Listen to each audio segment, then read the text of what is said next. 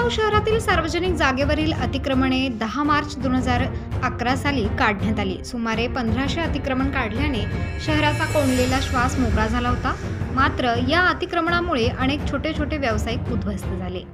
शहरातील राजरोसपणे सुरू असलेला अनैतिक देह व्यापार सुरू असलेली वस्ती उद्ध्वस्त केली। त्या माध्यमातून अनेक हप्ते वसूल करून त्यांना संरक्षण दिले जायचे। शहरातील मुख्य रस्त्यावर गोरगरीब हातगाड्या लावून व्यवसाय करणाऱ्यांकडून 300 ते 500 रुपये वसूल करून राजकीय दहशत निर्माण केली जात होती। अतिक्रमण काढले, अनेक बेकायदा धंदे मोडीत काढली होती। मात्र जे खरोखर हातावर पोट असलेले व्यावसायिक होते त्यांची अतिक्रमणे काढल्यानंतर राजकीय नेत्यांनी हजेरी लावली।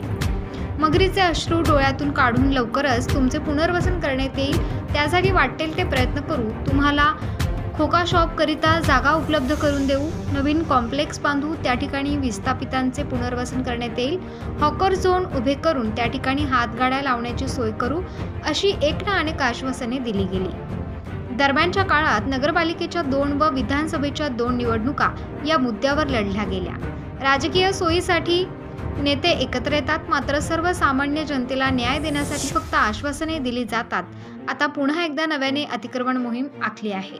पण 14 वर्षात दिलेली आश्वासने पाहिल्यावर क्या हुआ तेरा वादा असे म्हणायची वेळ आली असल्याचं ॲडव्होकेट नितीन पोळ यांनी म्हटलं आहे। सम्राट न्यूज वृत्तसंकलन विभाग, कोपरगाव।